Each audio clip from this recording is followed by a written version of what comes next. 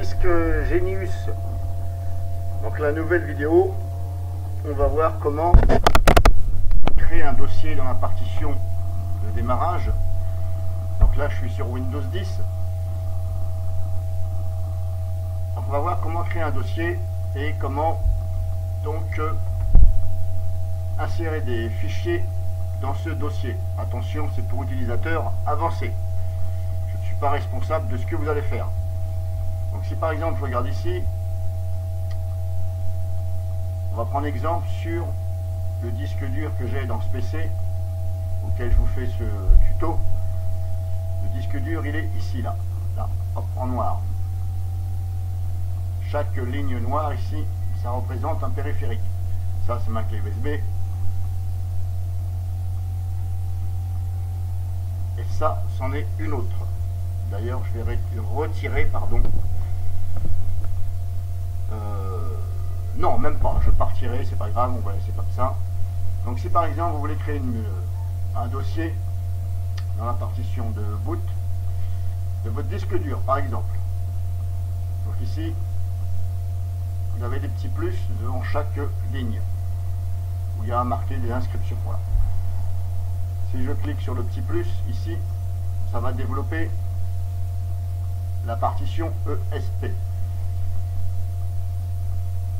Donc, si je clique dessus, voilà, on a ceci. Si je clique directement ici sur ESP, on a le détail donc ici. À droite, ça c'est à gauche, mais là c'est à droite. Alors désolé, la flèche de ma souris est blanche, c'est pas évident, des fois j'ai pas pensé à le changer. Donc, par exemple, je veux donc créer un dossier dans, alors que je me rappelle, donc là je développe donc ici ESP. Si je développe EFI, j'ai ça. Si je clique sur EFI, on me fait voir ce qu'il y a. Déjà on me dit que c'est bien dans EFI. Donc là on est dans slash EFI et on a tous ces dossiers là qui sont dans EFI. Attention, il ne faut pas confondre.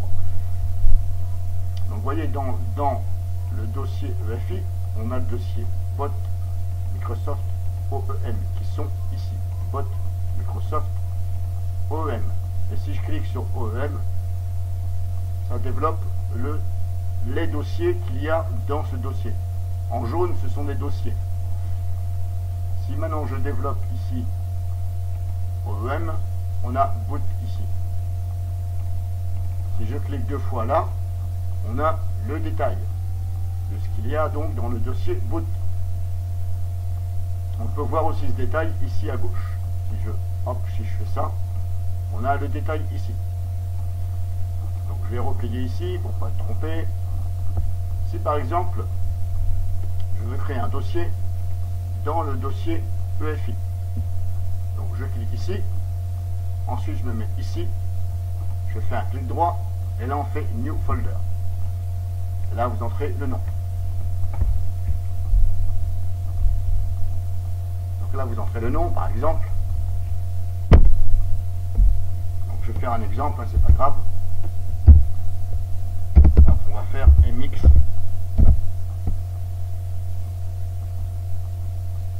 19, voilà. On va faire comme si on veut créer un dossier qui s'appelle MX, Linux MX 19. Là on fait OK. Et là, il est créé. Là, il n'y a pas, on ne peut pas valider. Dès l'instant où vous faites créer, hop, ça le fait. Là, on ne peut plus retourner en arrière. C'est un peu, voilà, c'est un peu un hic, surtout que normalement le logiciel ici, généralement à 90%, il vous demande de confirmer. Et là, vous voyez, il ne m'a pas demandé de confirmer. Donc là, si vous faites ça, il est trop tard, il a été créé. Ça, c'est rien. Ce que vous avez vu, c'est rien. C'est parce que je suis en train de copier MX Linux sur ma clé.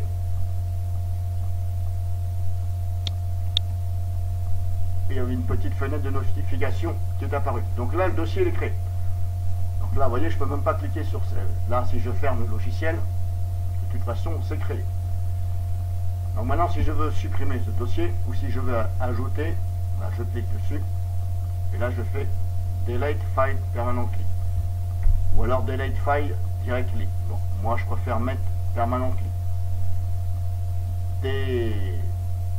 Supprimer ce dossier en permanence. Mais maintenant, si je veux, par exemple, donc là, vous voyez, le dossier, il est mis là. On le voit là, mais il est là. Si je clique sur EFI, on voit donc maintenant les dossiers. Alors, si je clique ici sur MX, donc là, j'ouvre le dossier et on voit ici qu'il n'y a rien dans ce dossier. Si je fais un clic droit, par exemple,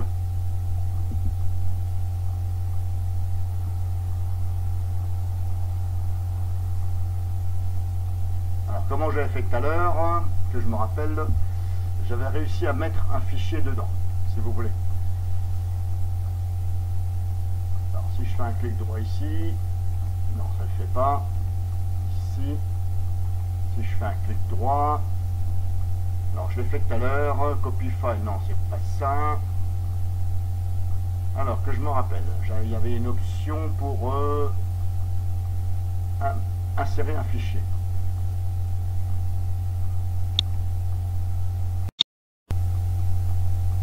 Bon, ça j'ai trouvé, hein. C'est parce que je l'ai fait tout à l'heure une fois et je l'ai fait qu'une fois.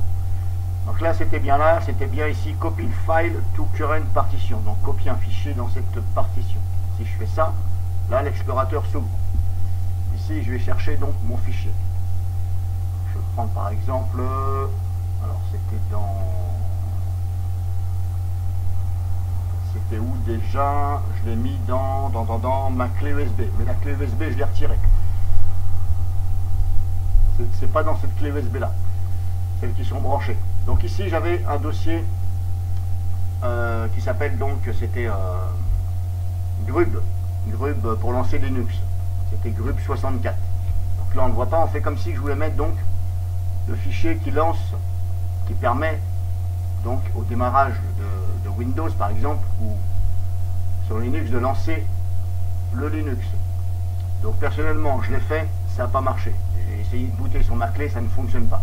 Donc là je vais être bon à réinstaller Linux sur ce disque dur en créant une autre partition et après je vais restaurer donc l'image de mon Linux pour éviter de tout remettre. Bref, ça c'est un détail. Donc on fait comme si qu'il y avait ici un fichier qui s'appelait Grub 64 quelque chose.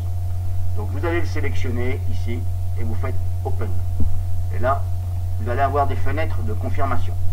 Il va falloir cliquer sur oui, oui, oui, oui. Toujours oui, oui, oui. Ça vous empêche pas de lire ce qui est marqué. C'est en anglais. Hein. Il n'est pas en français ce logiciel. Mais c'est compréhensible. Par contre, à un moment donné, il va vous demander que c'est réservé à la version pro. Vous allez avoir une fenêtre comme ça, auquel ça va être marqué, bah, grosso modo, faut passer à la version pro. Et ben, vous fermez éventuellement la fenêtre. Vous pouvez aussi cliquer sur ne plus afficher ce message et vous fermez la fenêtre et puis ça va se faire quand même. Alors, est-ce que c'est simplement pour faire voir de quoi il est capable ce logiciel? Est-ce que ça va permettre de le faire pendant un certain temps puis après vous pouvez plus le faire? Bref, en tout cas moi ça a fonctionné. Maintenant, est-ce que c'est pour vous pousser à la version pro? Je ne sais pas, j'ai pas essayé 36 000 fois. Donc vous faites oui, oui, oui, et là il faut être sûr de ce que vous faites, hein. C'est pour ça que je dis soyez sûr. Et là, hop, ça va se mettre. Et ça va vous dire, attention, ça va démonter la partition, etc. Bah, vous faites oui, oui, oui. Et ça fonctionne, il n'y a pas de souci. Moi, je le fais. Donc voilà comment il faut faire. Maintenant, si je veux supprimer le dossier, donc MX19, je me dis, bah tiens, par exemple, si je prends mon cas, ça ne fonctionne pas, bah, tout compte fait, je vais enlever ce que j'ai fait. Donc vous cliquez donc sur EFI, parce que justement le dossier MX19 il est dans le dossier EFI, vous voyez c'est marqué /EFI et là à ce moment là vous pouvez faire ici delete, oui, oui, oui, voilà, il n'y est plus, terminé. Et là c'est pareil, on ne vous demande pas ici de faire save all, vous confirmez et c'est bon, ça se fait. Donc voilà comment grosso modo faut faire. Alors c'est pas un jouet, hein. On fait pas ça pour jouer, pour voir machin, parce que on sait jamais. Hein. Si après vous pétez votre démarrage Windows ou Linux, vous allez dire c'est de ma faute. Non, moi je vous ai dit, je vous avertis. Moi j'ai toujours une image disque, au cas où ça va pas, de toute façon je m'en fous, je réinstalle tout. Donc voilà grosso modo. Alors ce logiciel il est pas mal du tout, il permet de faire pas mal de choses, malgré les petits couacs qu'il peut y avoir. Hein. À peut-être aller, on va dire à 5%, il y a des petits couacs. Hein. Quand je dis des petits couacs, c'est-à-dire que des petits trucs qui sont peut-être pas forcément logiques chez ce que j'appelle couac, mais c'est pas méchant. En tout cas, il dépanne bien ce logiciel. Hein. Donc voilà grosso modo comment il faut faire. Là, je vous ai donné un exemple, mais comme je vous dis, soyez sûr de ce que vous faites. Alors si vous n'avez pas compris, je referai une vidéo, mais normalement je me suis assez bien expliqué pour le faire. Pareil, si vous voulez par exemple créer un dossier dans je sais pas, on va dire par exemple dans le dossier Microsoft, alors vous cliquez ici sur Microsoft. En fin de compte, il faut choisir ici à gauche le dossier dans lequel vous voulez mettre quelque chose. On peut insérer directement un fichier ici. Là, dans le dossier Microsoft, on a le dossier boot et recovery. Si je veux ici ajouter un fichier, ça marche aussi. On n'est pas obligé de créer de dossier, mais moi je ne veux pas le faire. Donc voilà grosso modo, on peut faire ça. Moi je vous montre sur les partitions de boot, mais vous pouvez le faire sur la partition Windows, etc. Par contre, vous ne pouvez pas le faire sur la partition auquel vous tournez. Si là je veux le faire sur ma partition Serial Windows, étant donné que je suis sur Windows, ça ne va pas être possible. Parce que là il ne pourra pas démonter cette partition, mettre le fichier et la remonter. Bah non, parce que le logiciel il tourne dessus. Donc voilà, pour vous aider.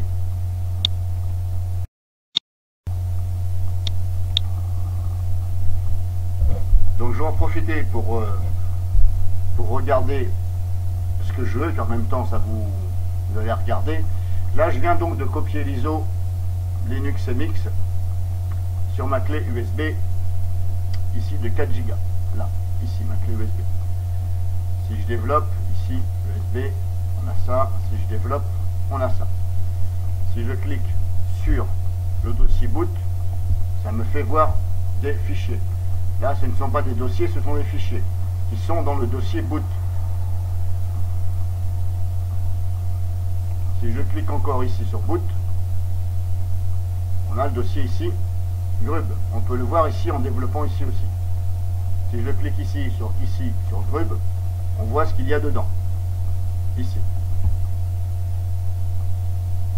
Donc maintenant, moi, ce qui m'intéressait, en fin de compte, pourquoi tout à l'heure, j'ai créé donc un dossier avec le fichier Grub 64, c'est parce que quand j'ai installé Linux MX sur ma clé USB, eh bien ça m'a claqué la partition de démarrage sur mon PC. Et le problème c'est que là, comme ce fichier Grub, il a été copié sur mon PC, mais pas sur celui-ci, sur un autre. Le problème c'est que ma clé USB maintenant ne veut pas démarrer sur ce PC, puisque le fichier Grub il est sur l'autre PC. Donc c'est pour ça que j'ai copié donc ce fichier Grub de l'autre PC auquel ma clé démarre et j'ai créé ici. Mais malheureusement ça n'a pas fonctionné. Et pourtant j'ai regardé exactement sur mon autre PC et il y avait la même chose. Donc je ne sais pas pourquoi ça ne démarre pas. Maintenant moi ce qui m'intéresse c'est de voir si ici je peux trouver donc le fichier Grub 64. Alors je ne sais pas où il est claqué comme ça parce que je ne suis pas un spécialiste à Linux. Alors où c'est qu'ils l'ont mis? Où c'est qu'il a pu être mis? Donc si je fais ça, il n'est pas là. Il n'est pas là. Si je vais dans boot, on a ça. Si j'ouvre Grub, on a ça. Si j'ouvre Grub, là il n'y est pas. Config, je ne le vois pas. Alors est-ce qu'il est là? Alors je regarde en même temps, il s'appelle Grub quelque chose. C'est classé par ordre alphabétique.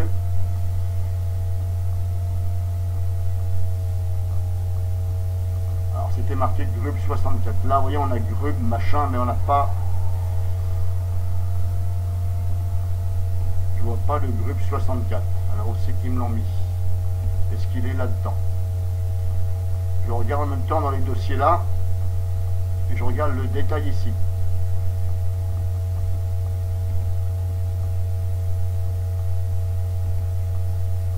Bon, bah, je sais pas où il est, c'est pas grave. Je voulais regarder en même temps, puis vous en faire profiter.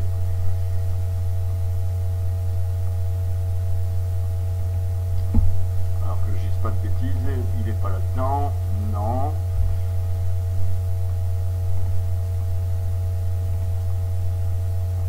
Bon bah écoutez, je sais pas où il est, bref.